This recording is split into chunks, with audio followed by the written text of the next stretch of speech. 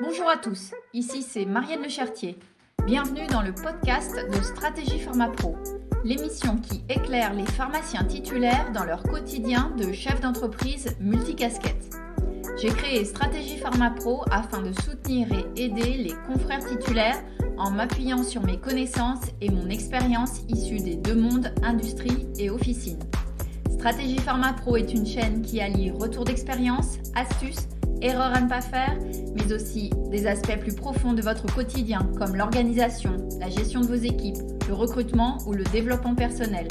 Tout cela dans un but unique, vous apporter les outils pour devenir enfin le pharmacien titulaire serein et épanoui que vous méritez d'être. Aujourd'hui, c'est le 4e et dernier épisode de la série de podcasts consacrée à la gestion de votre équipe et donc au management. Dans les derniers épisodes, nous avons abordé les principes fondamentaux du management de votre équipe, puis comment leur fixer des objectifs, et enfin comment les encourager, comment les féliciter. Alors, dans ce dernier épisode, nous allons aborder le 3e et dernier secret du nouveau Minute Manager qui est savoir recadrer vos collaborateurs. Quand et comment leur dire quand ça ne va pas. Alors, encourager ses collaborateurs quand ils travaillent bien, c'est bien, mais il faut également leur dire quand ça ne va pas, lorsqu'ils commettent des erreurs. Demandez-vous d'abord si la responsabilité de cet échec est partagée. L'objectif fixé était-il clair et bien exprimé au départ, adapté à votre collaborateur? Pour recadrer un collaborateur, il faut le faire avec les bons mots, en restant franc et juste. Il faut lui renouveler sa confiance en se portant sur un avenir porté vers la réussite du collaborateur. Si l'échec est réellement attribuable à un collaborateur bien informé, mais qui n'a pas envie ou qui n'a pas réussi à obtenir les objectifs que vous lui aviez fixés, alors il faut faire un recadrage et celui-ci se fait en 2 étapes.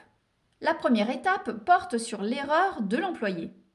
Le nouveau manager Minute réalise ce recadrage à chaud, c'est-à-dire dès qu'il se rend compte qu'il y a eu un problème, qu'il y a eu une erreur. Il doit alors dire ce qu'il pense de l'erreur à l'employé, et lui parler de l'impact que cette erreur a pu avoir sur les résultats de la pharmacie. Dans la seconde partie, elle porte sur l'employé en tant que personne. Pendant la seconde partie du recadrage, le nouveau manager Minute rappelle au collaborateur que celui-ci vaut mieux que cela, qu'il continue à avoir bien entendu confiance en lui, qu'il pense que cette erreur ne se reproduira pas et qu'il se réjouit à la perspective de continuer de travailler avec lui. Quand le recadrage est terminé, il est terminé. On n'en parle plus. Le recadrage ne prend qu'1 ou 2 minutes. Et quand c'est fait, c'est fait. Mais ça marque. Et comme ça se termine sur une note positive, on a vraiment envie de corriger le tir. En fait, le but est d'aider vos pharmaciens, vos préparateurs à avoir confiance en eux, afin qu'ils vous aident à leur tour à obtenir de meilleurs résultats pour votre pharmacie. Pour être clair, les erreurs dont nous parlons ici peuvent être de n'importe quel ordre. Organisation de la pharmacie, gestion d'une ordonnance, erreur dans la délivrance d'un médicament, mauvais rangement d'un produit au mauvais endroit, un promis mal rangé que l'on n'arriverait pas à retrouver, une procédure mal appliquée. Bref, vous savez bien que dans la vie quotidienne d'une officine, il y a X ou Y raisons de faire des erreurs.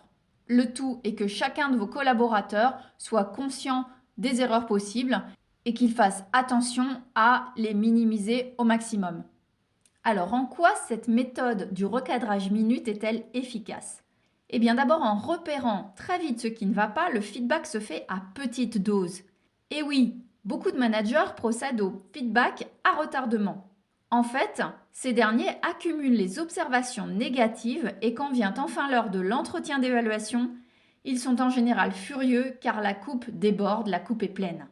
Accumuler ainsi les sentiments négatifs à l'encontre des faiblesses de ses collaborateurs n'est ni équitable ni efficace. Il est beaucoup plus judicieux que l'évaluation de la performance se fasse en continu, et non pas seulement une fois chaque année.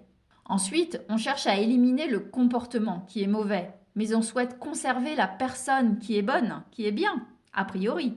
Quand les gens sont sur la défensive, ils n'apprennent rien. Évidemment, le but ici n'est pas de démolir vos collaborateurs, mais de les aider à se construire. Ici vient à pic une citation de Yannick Noah. Punir l'échec est le meilleur moyen pour que personne n'ose plus rien par la suite. Je vous laisse méditer. Par conséquent, réaffirmer la valeur personnelle de son collaborateur après avoir traité le problème permet de mettre l'accent sur un comportement sans attaquer la personne. Après cette mise au point, votre collaborateur doit mesurer la gravité de ce qu'il a fait et s'en inquiéter, au lieu de se tourner vers un collègue pour se faire plaindre ou lui dire tout le mal qu'il pense de vous. Sans cette prise de conscience, la personne n'assume pas la responsabilité de son erreur et c'est le manager qui devient le méchant. Et si l'employé a appris mais qu'il refuse de travailler correctement? Pour le nouveau manager Minute, le but d'un recadrage Minute, c'est d'aider les gens à apprendre, à les développer dans leur poste et à les faire grandir. Lorsqu'une personne a appris quelque chose, qu'elle a montré qu'elle en était capable, mais qu'elle refuse de le faire, alors il faut discuter avec elle de cette attitude négative, voir ce que l'on peut mettre en place pour la remotiver. Lorsque tout a été mis en place sans succès de résultat, il ne faut pas se voiler la face et regarder ce que cela coûte à la pharmacie en se demandant si cette personne ne souhaiterait pas tout bonnement une rupture conventionnelle. Les 3 secrets du Minute Manager et les différentes étapes de ce style managérial sont repris par un schéma très simple que je vous conseille d'afficher dans votre bureau afin de le méditer lorsque la situation s'y prête. Lorsque vous voulez fixer de nouveaux objectifs à vos collaborateurs, lorsque vous souhaitez féliciter vos pharmaciens ou vos préparateurs, lorsque vous voulez recadrer l'un d'entre eux qui n'applique pas les objectifs que vous vous étiez fixés ensemble. Il est directement tiré du livre Le Nouveau Minute Manager. Pour les confrères les plus motivés qui voudraient lire le livre afin de réellement s'imprégner de cette méthode, vous pouvez acheter le livre via le lien que je vous ai mis sur la page podcast sur le site strategiepharmapro.com ou bien l'acheter dans n'importe quelle bonne librairie de votre choix. Pour les autres, je vous ai mis un accès direct au PDF sur cette même page. Vous pourrez le télécharger et ainsi l'utiliser au quotidien à la pharmacie. Ou à la maison avec vos enfants ou votre conjoint, car paraît-il que ça marche très très bien dans la vie privée aussi.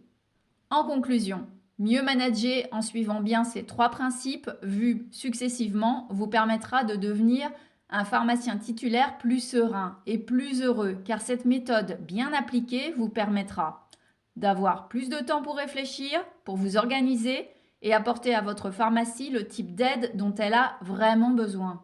De la disponibilité à consacrer à votre famille et à vos autres loisirs et centres d'intérêt. En d'autres termes, de sortir le nez de votre officine. Des moments pour vous détendre en engrangeant moins de stress que la plupart des autres titulaires qui n'appliquent pas ces fondamentaux du management. Et enfin, de gérer moins de problèmes de turnover, de congés maladie et d'absentéisme au sein de votre équipe. Voilà, c'est la fin de cette série dédiée au management et plus particulièrement des leçons que l'on peut tirer du livre Le Nouveau Minute Manager.